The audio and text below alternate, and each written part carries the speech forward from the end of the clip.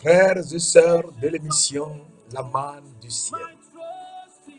La manne jaillit toujours abondamment du ciel et nous donne la vie de notre Seigneur de gloire, Jésus-Christ de Nazareth. Sans lui, nous ne pouvons rien faire. C'est lui le chemin, la vérité et la vie.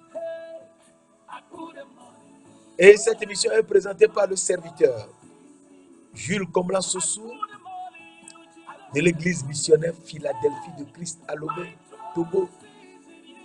Nous sommes très heureux de partager ces moments de joie et de paix avec toi, mon frère, ma soeur, afin que tu comprennes que le Dieu de gloire, le Tout-Puissant, qui nous aime tant, est venu sur la terre pour nous délivrer des problèmes de la terre, des affres de la terre, des ténèbres de la terre, et nous ramener dans les cieux des cieux.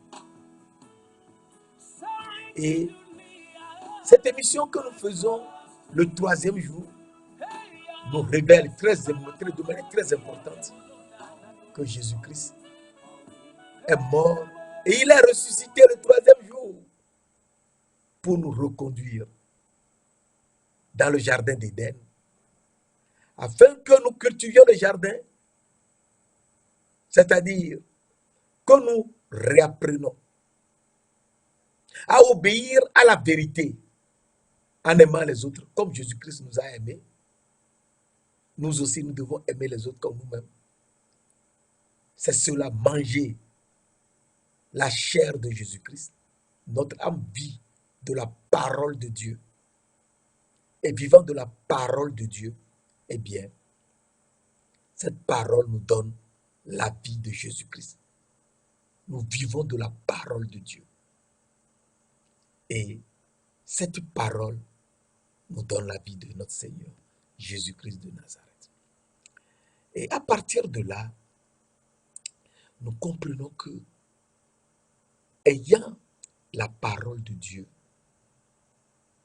eh bien, et mangeant le corps de Christ qui est Jésus-Christ est la parole de Dieu. Nous mangeons le corps de Jésus-Christ. Notre âme revit. Notre âme invisible revit. Et nous avons la lumière. Nous avons la lumière. Et deuxième niveau, il faut que le sang de Jésus nous lave, nous purifie. Et en nous purifiant, en nous lavant, nous purifiant, nous devenons une autre création. Les choses anciennes sont passées. Toutes choses sont devenues nouvelles. Et donc, de brebis que nous étions, et que nous étions des fils de Dieu, eh bien, nous sommes transformés. Et nous devenons aujourd'hui des agneaux de Dieu. Étant agneaux de Dieu, il nous faut absolument apprendre ce que Jésus, qui est l'agneau de Dieu, nous apprend sur la terre. Et cela, il nous l'a montré. Sur la croix, à Golgotha, lorsqu'il était pendu à notre place pour nous racheter de la malédiction de la loi, afin que nous bénéficions de la bénédiction que Dieu avait mise sur Abraham pour nous les païens, et qui trouve son accomplissement en Jésus-Christ, et que nous ressuscions l'Esprit de Dieu qui avait été promis, eh bien, il nous fait quelque chose de très important. Et cela, il faut qu'on le sache. Nous sommes lavés et nous apprenons en tant qu'agneaux de Dieu à pardonner. C'est très important. Jésus a dit sur la croix, Père, pardonne-leur, car ils ne savent pas ce qu'ils font. Il faut donc pardonner. Étant agneau de Dieu, une nouvelle création, il faut apprendre à pardonner. Il faut pardonner aux autres leurs offenses. Et c'est ce qu'il nous dit dans Matthieu 6, verset 12. Pardonne-nous nos offenses, comme nous pardonnons à ceux qui nous ont offensés. Verset 14. Si vous pardonnez aux autres leurs offenses, votre Père céleste vous pardonnera aussi. Et donc, il faut qu'on pardonne aux hommes leurs offenses. C'est très important. Et pardonner aux autres, c'est être une nouvelle création. Être un agneau de Dieu. C'est l'agneau seul qui peut pardonner. Et en pardonnant, eh bien, nous apprenons que nous sommes une autre création. Le sang de Jésus-Christ nous lave complètement. Et ce sang, nous le buvons. Notre corps visible, le corps visible que nous avons, notre âme est invisible et est un agneau, et est transformé, est redevenu un agneau. Ses yeux sont ouverts. Dans ce corps aussi, nous sommes aujourd'hui transformés, une nouvelle création. Nous sommes également des agneaux. Jean 21, verset 15. Et étant des agneaux, nous avons le sang qui nous lave et nous sommes une autre création. Ce sang nous lave et ce sang entre en nous. Nous buvons le sang. En buvant le sang, eh bien, nous pardonnons. C'est très important. Et en pardonnant aux autres, eh bien, nous comprenons que nous sommes complètement une autre personne. Nous pardonnons. Père, Jésus a dit sur la croix, pardonne-leur, car ils ne savent pas. Ils ne savent ce qu'ils font. Luc 23, verset 34. Et donc, nous devons aussi pardonner. Et la parole de Dieu nous dit, et c'est très important, dans Colossiens 3, verset 13, supportez-vous les uns les autres. Et si quelqu'un a sujet de se plaindre de l'autre, pardonnez-vous réciproquement. Comme Christ vous a pardonné, pardonnez-vous aussi. Eh bien, nous devons savoir que comme Christ nous a pardonné sur la croix, il faut qu'on pardonne aussi. Et donc, pardonner est un aspect très important. Car, comme je le disais la dernière fois, Pierre a demandé à Jésus, combien de fois doit-il pardonner à son frère qui a péché contre lui? Sera 7 fois? Jésus lui a répondu, je ne te dis pas 7 fois, mais 77 fois 7 fois. 60 fois, 70 fois, 7 fois. Donc, il faut tout le temps pardonner. Et donc, à partir de là, nous comprenons que pardonner est très important. Car Dieu nous a pardonné en Jésus-Christ. Sur la croix, il faut donc que nous aussi, nous pardonnions. Et donc, en pardonnant aux autres, nous devenons saints comme le Seigneur Jésus-Christ est saint. En pardonnant, nous devenons saints. Et c'est un aspect tellement important que Jésus-Christ nous montre en nous amenant dans le jardin d'Éden, jardin qu'il a fait le 3e jour, parce que le jardin d'Éden a été fait le 3e jour, par la lumière. Et ce jardin, les fruits qui sont dans ce jardin, eh bien, ce sont des fruits que le soleil n'a pas fait pousser, ni l'obscurité. Parce que le soleil, la lune et les étoiles ont été faits le 4e jour. Mais le jardin où il y a les arbres fruitiers, ce jardin a été créé par la parole, qui est la lumière de Dieu, le troisième jour. Genèse 1, verset 11 à 13. Et le soleil, la lune et les étoiles ont été faits le quatrième, c'est-à-dire 1000 ans plus tard. Parce que devant Dieu, un jour est comme 1000 ans, et 1000 ans sont comme un jour. Donc à partir de là, nous comprenons que ce jardin, Jésus est mort et ressuscité le troisième jour, eh bien, nous amène dans ce jardin où il est lui-même le portier, la porte, et il est le berger. Et il nous conduit, et nous le suivons. Eh bien, s'il nous conduit et nous le suivons, il marche devant nous. Eh bien, nous le suivons, car il est le chemin, la vérité et la vie. Il nous conduit dans la vie éternelle. Et donc, ce qu'il nous montre, c'est ce que nous devons faire. Maintenant que nous sommes non plus des brebis, mais des agneaux, nous le suivons. Parce que la brebis ne connaît pas totalement comment le berger fait. Mais l'agneau est porté par le berger. C'est très important. Et l'agneau qui suit le berger, qui est lui-même l'agneau, eh bien l'agneau de Dieu, eh bien, il apprend à être saint comme le berger, qui est l'agneau de Dieu, est saint. Alors Jésus nous dit, dans 1 Pierre 1, verset 15-16, que nous lisons rapidement, 1 Pierre 1, parce que c'est un aspect tellement important de la parole de Dieu que nous aimons beaucoup l'oublier. Or, il ne faut pas l'oublier.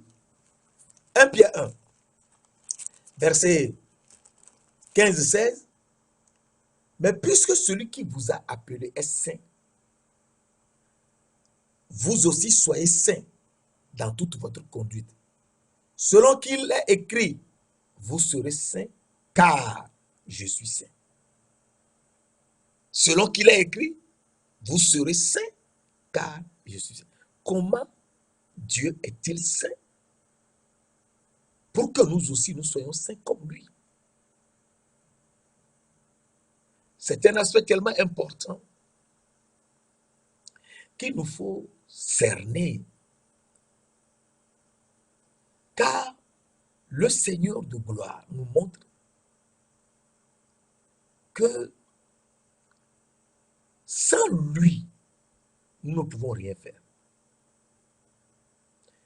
C'est très important, car sans moi, vous ne pouvez rien faire. Jean 15, verset 5. Jean 15, verset 5. Car sans moi, vous ne pouvez rien faire. Donc, ce n'est qu'avec le Seigneur Jésus-Christ seul que nous pouvons faire quelque chose. Sans lui, nous ne pouvons pas. On peut tout dire, on peut tout raconter, on ne peut pas. Car sans moi, vous ne pouvez rien faire. Donc, sans le Seigneur Jésus-Christ, nous ne pouvons rien. Et donc, ce n'est que lui qui peut nous montrer ce qu'il faut faire pour être saint comme lui-même. C'est très important.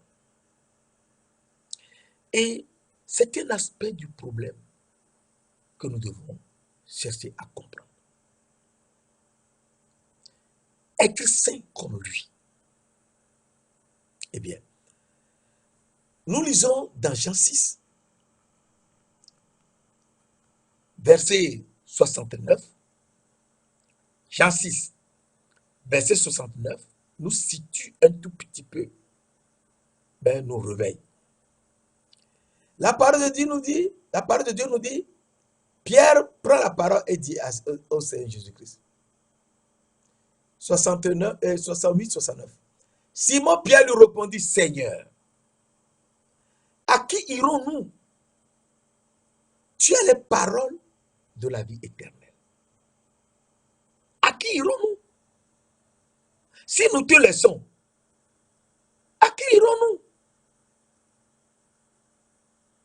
Alors, Jésus,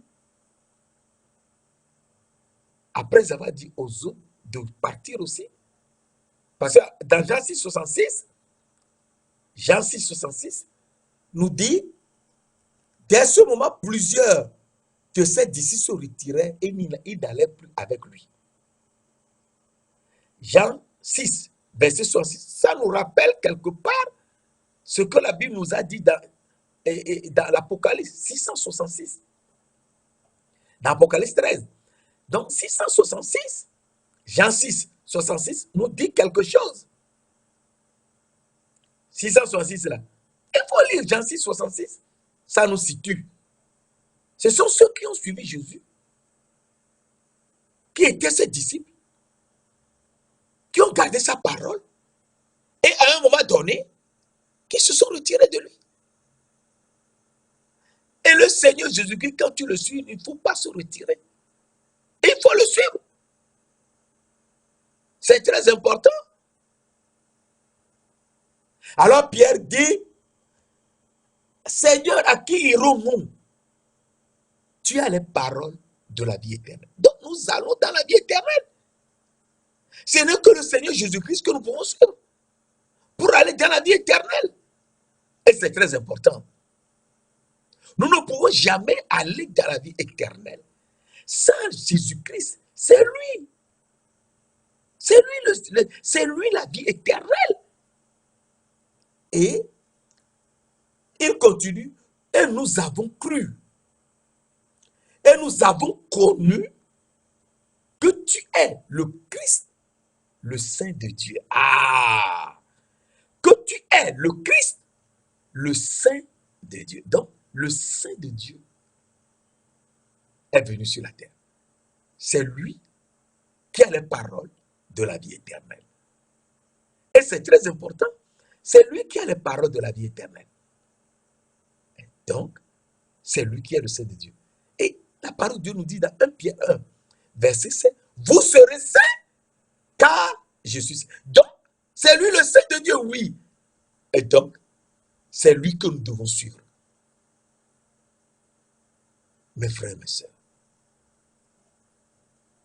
nous sommes aujourd'hui des agneaux. Nous suivons le Seigneur Jésus-Christ en tant qu'agneau. Mais il faut être saint comme lui.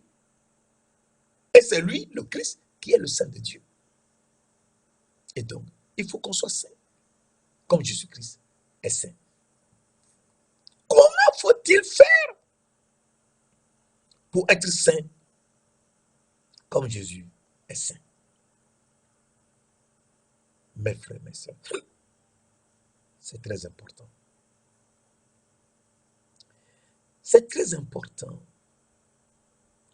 car la parole de Dieu nous dit, dans Acte 4,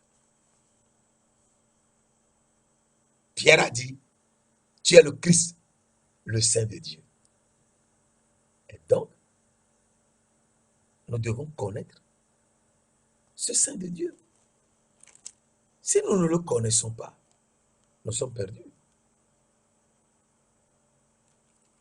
Si nous ne le connaissons pas, nous sommes perdus. Et donc, à partir de là, nous devons savoir que Jésus-Christ nous montre dans Acte 4, verset 27 à 30, comment il est saint. Et ainsi, nous aussi, nous apprenons comment il faut être saint comme lui. Sinon, nous allons raconter des choses. Et c'est pour ça que je t'avais dit que c'est la parole de Dieu, la Bible, qui explique tout. Personne ne connaît. Ce n'est que la Bible qui nous dit ce que Dieu veut. Alors, dans Acte 4, verset 27 à 30, comment être saint comme Jésus, Jésus nous le montre. En effet, comme ton saint serviteur, Jésus, en effet, contre ton saint serviteur, Jésus,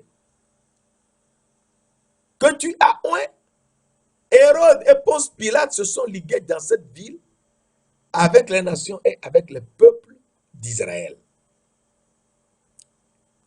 pour faire tout ce que ta main et ton conseil avaient arrêté d'avance, avant la fondation du monde.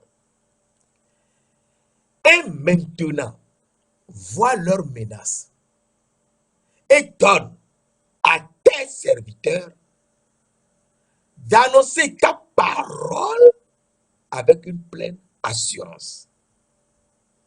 Verset 30. En étendant ta main pour qu'il se fasse des prodiges, des miracles et des guérisons par le nom de ton saint serviteur Jésus. Ah. Donc,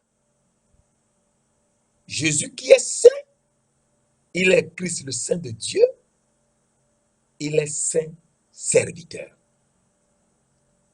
Donc, nous serons saints car Jésus est saint.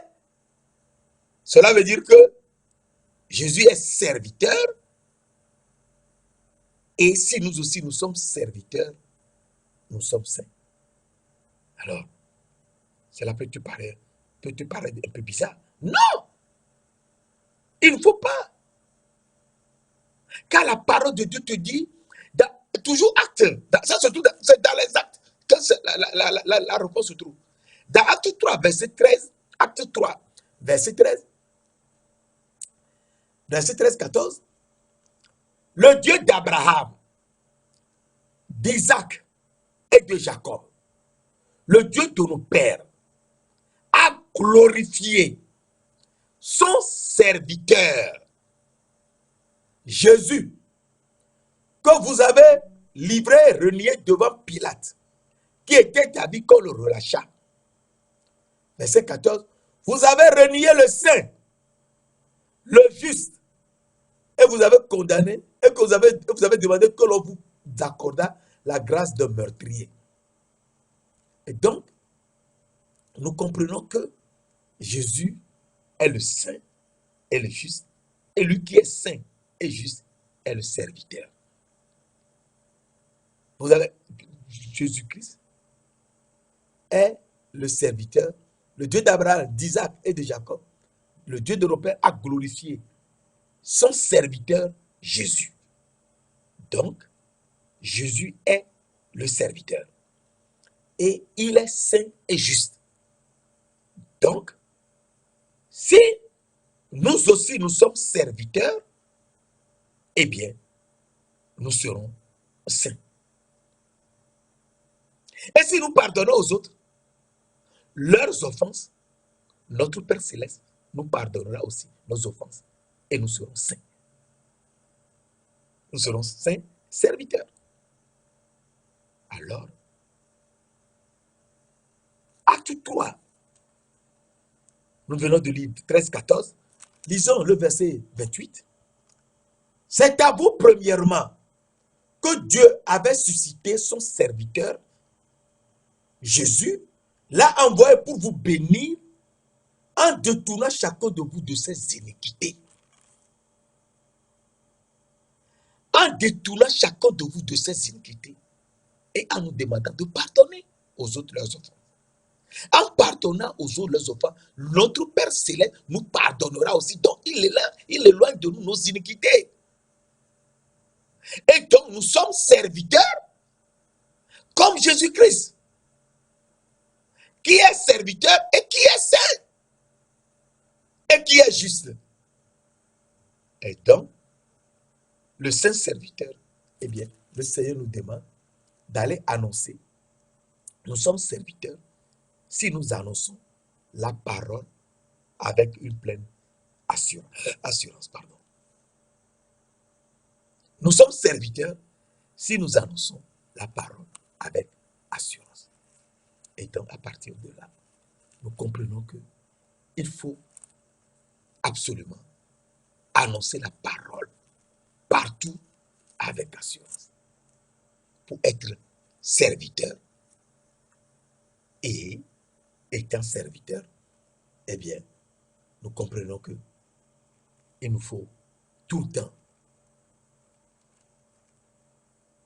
glorifier le Seigneur et montrer partout sa gloire, la gloire de notre Seigneur Jésus-Christ et en pardonnant aux autres leurs offenses, nous nous détournons de nos péchés et nous devenons saints comme lui. Nous nous détournons de nos péchés en pardonnant aux autres leurs offenses.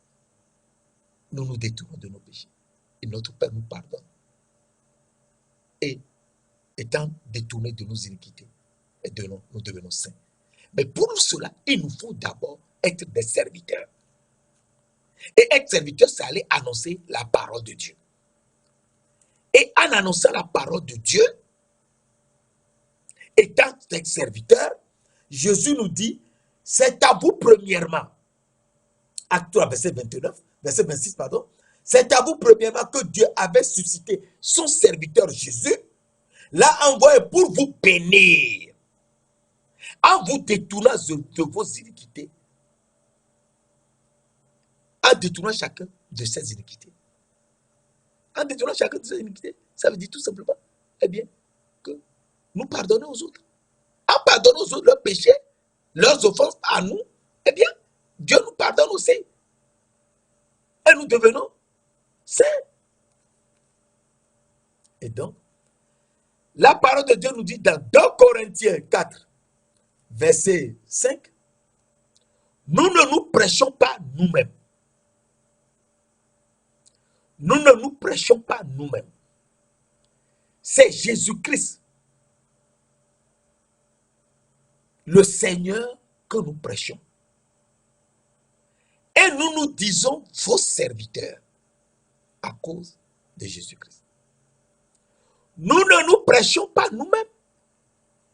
C'est Jésus-Christ que nous prêchons.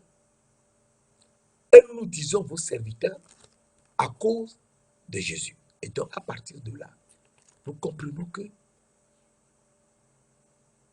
c'est Jésus-Christ qu'il faut prêcher partout. Et donc, être les serviteurs de Jésus-Christ. Et être serviteur de Jésus-Christ, c'est être serviteur de tout le monde. Être serviteur de tout le monde. Et étant serviteur de tout le monde, tu deviens grand. Parce que tes péchés te sont pardonnés. C'est très important. Tes péchés te sont pardonnés. Et tu deviens grand. Il ne faut jamais l'oublier. Matthieu 23, verset 11 te dit, le plus grand parmi vous sera votre serviteur. Matthieu 23, verset 11. Le plus grand parmi vous sera votre serviteur. Et donc, tu es serviteur. Eh bien, tu es le plus grand. Et tu vas annoncer la parole de Jésus-Christ partout. Et donc, à partir de là, tu es serviteur. Et donc, tu comprends que Dieu te donne la révélation de sa parole. Et c'est avec cette révélation que tu avances. Car le Seigneur, l'Éternel, ne fait rien sans avoir révélé son secret à ses serviteurs, les prophètes. Amos 3, verset 7. C'est à ses serviteurs, les prophètes, que Dieu révèle son secret. Et donc ce secret, c'est que il faut pardonner aux autres leurs offenses et prêcher partout la parole de notre Seigneur Jésus-Christ. Ne pas se prêcher, mais prêcher la parole de notre Seigneur Jésus-Christ et être serviteur pour les autres. Je te relis. 2 Corinthiens 4, verset 5. Nous ne nous prêchons pas nous-mêmes. C'est Jésus-Christ, le Seigneur, que nous prêchons. Et nous nous disons vos serviteurs à cause de Jésus-Christ. Donc, Dieu qui a dit, la lumière brillera du sein des ténèbres, a fait briller la lumière dans nos cœurs pour faire resplendir la connaissance de la gloire de Dieu sur la face de Christ. Et donc, nous allons dans la gloire. En étant des serviteurs, nous allons dans la gloire. Et le sang de Jésus qui nous lave et que nous buvons, eh bien, nous montre le chemin de la vie éternelle. Alors, tu seras un peu bouleversé. Non, il ne faut pas. Et je te montre cela. Parce que, d'abord, nous mangeons la parole de Dieu, donc le corps de Jésus-Christ. Jésus-Christ est la parole de Dieu. Notre âme ne vit que de la parole de Dieu. Et notre âme, en mangeant la parole de Dieu, c'est-à-dire la parole de Jésus-Christ, le corps de Jésus-Christ, la parole que nous lisons, que nous suivons, que nous étudions, notre âme invisible, eh bien, elle mange, elle grandit. Et elle est revêtue. C'est très important. Et maintenant, notre corps, qui également qui est aujourd'hui visible, on nous voit, nous sommes des êtres vivants visibles. Notre corps, qui est des fils de l'homme, nous sommes des fils de l'homme. Eh bien, notre corps, une fois qu'il reçoit l'Esprit de Dieu qui entre dans ce corps, nous devenons le temple de Dieu. 1 Corinthiens 6, verset 19-20. Nous devenons le temple de Dieu, le temple du Saint-Esprit, et nous savons que nous ne nous appartenons plus à nous-mêmes.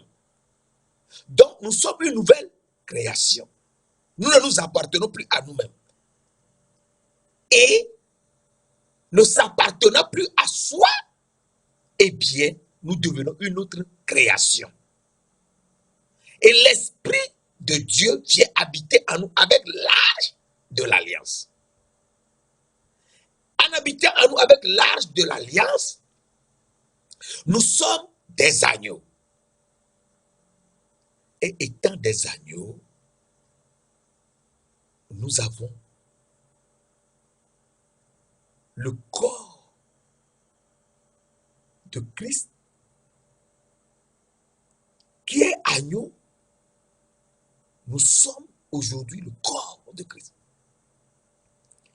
Et Christ nous baptise dans le sang, notre corps dans le sang, et nous revêt de lui-même. Christ nous revêt de lui-même. Nous sommes revêtus de Jésus-Christ. Et étant revêtus de Jésus-Christ, eh bien, nous sommes des serviteurs et nous nous apprêtons pour la vie éternelle.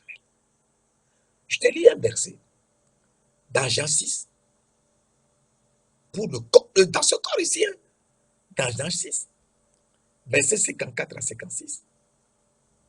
Celui qui mange ma chair, c'est Jésus qui parle. Celui qui mange ma chair, eh bien, son âme revit, son âme voit, son âme est habillée. C'est la première phase. L'âme invisible qui a perdu ses habits dans le jardin de Dieu est rhabillée, est revêtue, bien, et devient un agneau. Et celui qui boit mon sang, donc, Matthieu 26, verset 27 à 28, prenez et buvez, ceci est mon sang, le sang de l'alliance qui est répandu pour le pardon des péchés. Eh bien, celui qui boit mon sang, il est pardonné pour le pardon des péchés. Il est pardonné. Et lui aussi qui est pardonné, lui aussi pardonne aux gens leurs offenses. Et il est pardonné. Car Jésus à la croix dit, Père, pardonne-leur, car ils ne savent pas ce qu'il faut. Donc il est pardonné. Et il a la vie éternelle. Il a la vie éternelle. Et Jésus dit, je le ressusciterai au dernier jour. Verset 55, car ma chair est vraiment une nourriture pour notre âme. Et mon sang est vraiment un breuvage pour notre corps. Un breuvage pour notre corps. Nous sommes lavés. Et nous buvons ce sang. Et nous sommes une autre création. Et nous sommes prêts des agneaux pour la vie éternelle.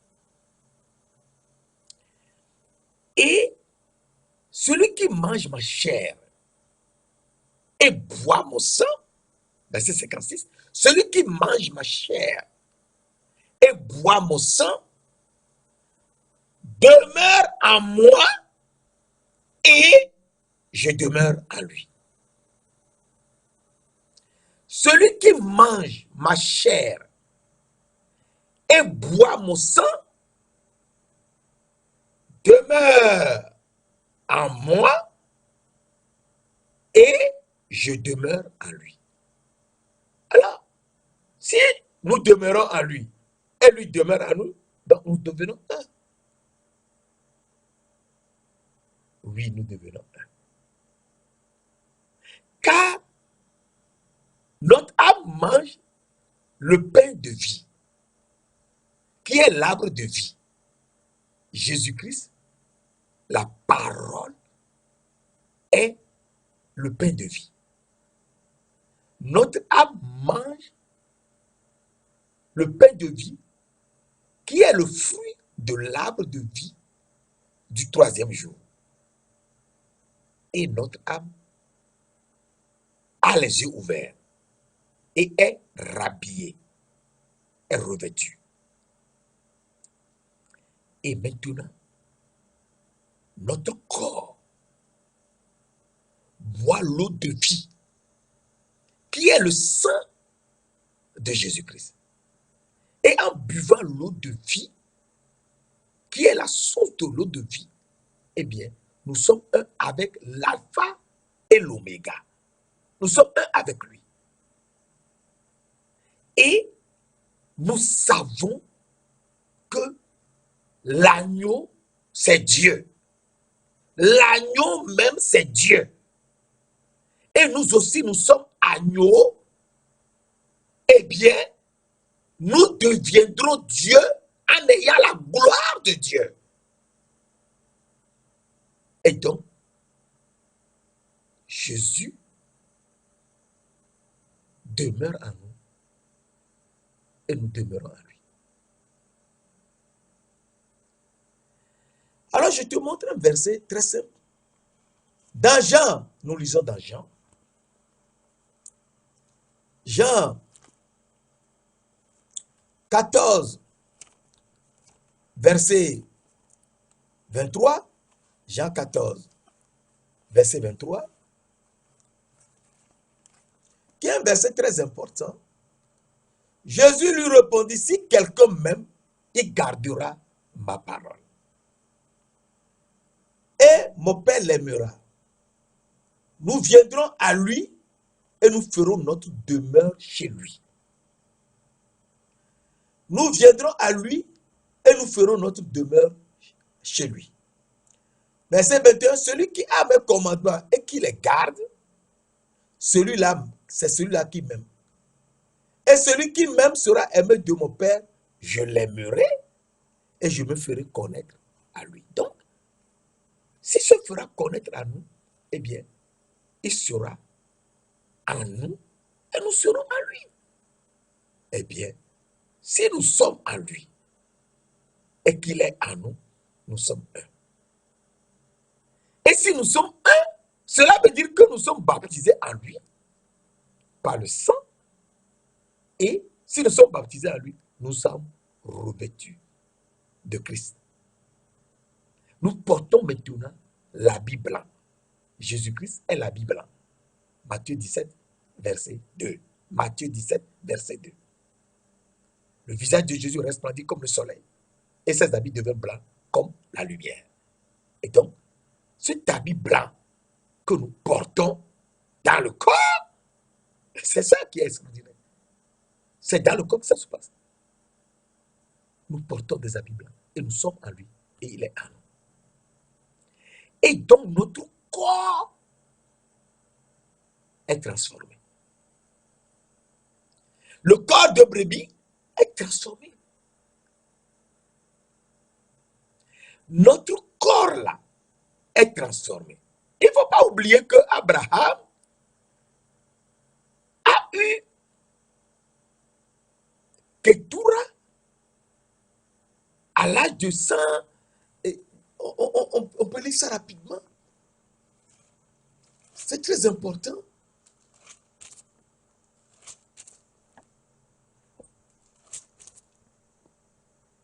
Abraham a eu Ketura à l'âge de 143 ans. Est-ce que tu sais ça? Sarah était morte à l'âge de 127 ans. Et Abraham avait à 7 ans 137 ans. Parce qu'Abraham est plus grand que Sarah de 10 ans.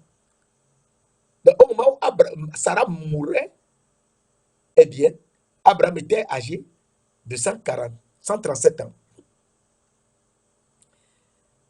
À 143 ans par là, la Bible n'a pas dit, Abraham a pris une autre femme qui s'appelait Ketura. Genèse 25. Et c'est très important, Genèse 25. Verset 1 à 6. Abraham a pris une autre femme à l'âge de 143 ans, 145 ans. Une autre femme qui s'appelait Ketura. Et Ketura lui a fait 6 garçons. 6 garçons. Et Abraham mourait à l'âge de 175 ans. C'est-à-dire 35 ans, 38 ans après. Sarah. Abraham était âgé de 175 ans. Après avoir 6 garçons avec Ketura, la cananéenne qu'on appelait l'éthiopienne. Et donc, si nous sommes un avec Christ, eh bien, nous demeurons en lui et lui aussi demeure. Alors, nous comprenons que notre corps visible, comme le corps que Abraham avait, eh bien, son corps a été transformé. C'est pour ça qu'il a pu garder la vigueur pour avoir des petits garçons après la mort de Sarah. Cette vigueur, c'est ce que Dieu nous donne. Oh, alléluia. C'est cette vigueur que le Seigneur de gloire nous donne. Nous avons la vigueur. C'est ça. Notre corps peut paraître Dieu, mais nous avons la vigueur. Alors, le Seigneur de Dieu, le Dieu de gloire, nous fait quelque chose. Je te lis cela. Dans 2 Corinthiens 5, verset 4, quand nous revêtons le Seigneur Jésus-Christ dans ce corps, tous les problèmes passent. Nous lisons, nous savons en effet que si cette tente où nous habitons sur la terre est détruite, nous avons dans le ciel un édifice qui est l'ouvrage de Dieu, une demeure éternelle qui n'a pas été faite de main d'homme. Verset 2. 2 Corinthiens 5. Verset 2 en fait. Aussi nous gémissons dans cette tente, c'est-à-dire dans ce corps. Nous gémissons dans cette tente, désirant revêtir notre domicile céleste, notre corps céleste. Ah. Donc nous désirons revêtir notre corps céleste, oui. Désirant revêtir notre corps céleste, notre domicile céleste. Verset 3. Si du moins nous sommes trouvés vêtus et non pas nus. Ah. Si du moins nous sommes trouvés vêtus et non pas nus. Comment serions-nous trouvés vêtus et non pas nus? Donc tout ce qu'on dit, nous porterons notre corps céleste. Donc c'est être revêtus. Oui. Si nous sommes trouvés vêtus et non pas nus. Comment serions-nous trouvés vêtus et non pas nus? Mes frères, mes sœurs, c'est à ce niveau qu'il faut qu'on réfléchisse bien. Que le 3e jour, où nous sommes maintenant dans le jardin d'Éden, pour que nous mangeons l'arbre de vie, qui est le pain de vie, notre âme mange le pain de vie, et est habillé, revêtu, dans ce corps, le sang de Christ nous lave, nous devenons une nouvelle création, nous sommes lavés, baptisés en Christ et revêtus Christ. Et en revêtant Christ, eh bien, nous comprenons que nous portons des habits blancs dans ce corps. Dans ce corps visible, hein, nous parlons du corps visible. Eh bien, nous sommes trouvés vêtus et non pas nus. Alors, tu peux être troublé, mon frère, ma soeur. Mais il ne faut pas être troublé. Il ne faut pas être troublé parce que la parole de Dieu est telle que il nous faut l'étudier de manière approfondie pour comprendre ce que Dieu veut nous faire et sur cette parole. Nous lisons dans Apocalypse, ça se trouve dans Apocalypse. Dans Apocalypse 3, verset 18. Je te conseille d'acheter de moi de l'or éprouvé par le feu, afin que tu deviennes riche. L'or qui est éprouvé par le feu, toute noirceur, tout déchet sort de l'or. De l'or. L'or brille, il n'y a aucun déchet, aucune noirceur. tu brilles. Tu es éprouvé par le feu du Saint-Esprit. Tu es baptisé par le Saint-Esprit et par le feu. À Matthieu 3, verset 11. Baptisé du Saint-Esprit et de feu. Jésus-Christ nous baptise du Saint-Esprit et de feu. Donc, notre art que nous avons et nous sommes orgueilleux, tout déchet, toute noirceur sort. Et nous devenons riches en parole de Dieu. Ça, c'est un. Deux. Et des vêtements blancs. Pour que tu sois vêtu et que la honte de ta nudité ne paraisse point. Donc, c'est important des habits blancs, que la honte de notre nudité ne paraisse plus. Dans ce corps. Oui, dans ce corps.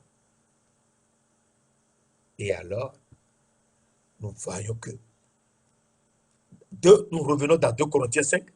Je viens de lire le verset 3. Dans 2 Corinthiens verset 4, car tandis que nous sommes dans dans ce corps, nous gémissons, accablés parce que nous voulons non pas nous dépouiller, mais nous revêtir, afin que ce qui est mortel soit englouti par la vie. Par la vie. Ah bon? Oui, par la vie. La vie. Et celui qui nous a formés pour cela, c'est Dieu qui nous a donné les arts de l'esprit. Mes frères, ma soeur, il faut savoir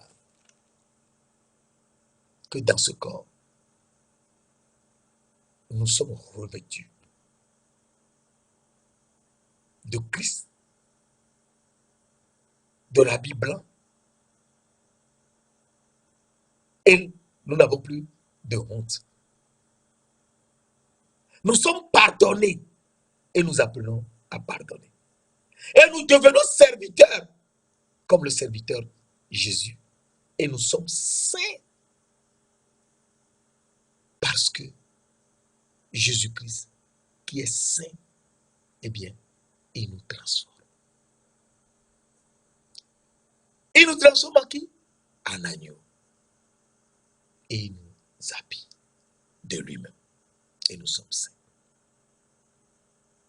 Étant saints, eh bien, nous sommes un avec lui. Il n'y a plus homme, ni femme, mais tous, vous êtes un en Jésus-Christ. Galates 3, verset 28. Et donc, nous sommes un en Jésus-Christ. Cela veut dire que nous sommes son épouse. Nous sommes son épouse parce que nous sommes des agneaux dans l'âme invisible. Nous mangeons sa parole qui est sa chair, son corps. Et donc nous mangeons le pain de vie, le fruit de l'arbre de vie qui est dans le jardin d'Éden, le jardin créé par Dieu, le troisième jour, par sa lumière qui est lui-même, il est la lumière. Et nous buvons son sang. Nous sommes transformés. Nous buvons le sang et nous sommes régénérés. Nous sommes baptisés dans le Saint-Esprit, dans le feu, et nous sommes revêtus de Jésus-Christ. Et nous portons le vêtement blanc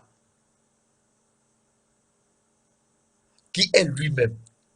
Nous sommes revêtus de Jésus-Christ. Et revêtus de Jésus-Christ, il nous met un collier sur les yeux. Alléluia. Et nous voyons la vie éternelle. Nous savons que nous avons dans la vie éternelle. Le collier sur nos yeux nous fait voir la vie éternelle. Nous savons que nous allons dans la vie éternelle pour être son épouse. Et à partir de là, nous savons que être l'épouse de Jésus-Christ, eh bien, c'est que nous nous apprêtons à aller aux noces. Nous nous apprêtons à aller aux noces. Et je te montre cela. Et nous allons à la fin. Apocalypse 19. Apocalypse 19. Verset 7 à 9. Nous dit, réjouissons-nous et soyons dans l'allégresse.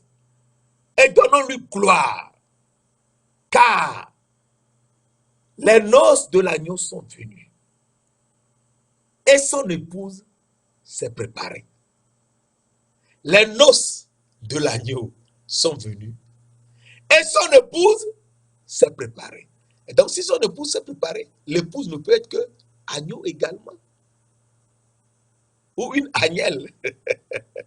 Son épouse s'est préparée. Eh bien, nous sommes son épouse.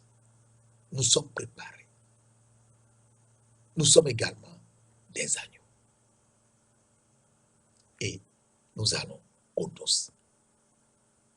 Saint-Esprit, Esprit du Dieu vivant, Esprit de gloire, Esprit 3 fois saint, nous te louons, nous te bénissons.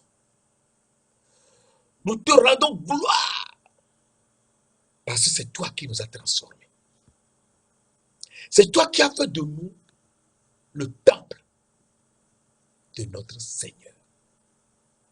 Le temple de Dieu. Et nous sommes le temple du Saint-Esprit. Nous sommes ton temple. Et tu habites en nous. Transforme-nous. Nous savons que tu es en nous et nous ne nous appartenons plus à nous-mêmes. Nous sommes une nouvelle création. Nous sommes des agneaux. Et tu nous as baptisés en toi-même et dans le feu. Et nous sommes riches en parole de Dieu. Et tu nous as rhabillés. Tu nous as revêtus d'habits blancs qui est le Seigneur Jésus-Christ lui-même. Et tu as mis sur nos yeux un collier. Et nous voyons jusque dans la vie éternelle. Nous savons que nous sommes là pour la vie éternelle. Et que cette vie éternelle, c'est notre Seigneur Jésus-Christ lui-même. Nous te remercions. Nous t'adorons. Nous t'élévons. Et nous te demandons de nous enseigner afin qu'on sache comment on doit vivre sur la terre aujourd'hui pour revenir à toi dans les cieux des cieux. Merci d'ailleurs de nous l'avoir fait. Dans ce corps, tu nous as revêtus. Ce n'est plus visible. Nous ne mourrons pas. Nous sommes tranquilles. Nous ne vieillirons pas. Merci de nous l'avoir fait. Au nom précieux de notre Seigneur Jésus-Christ de Nazareth. Amen.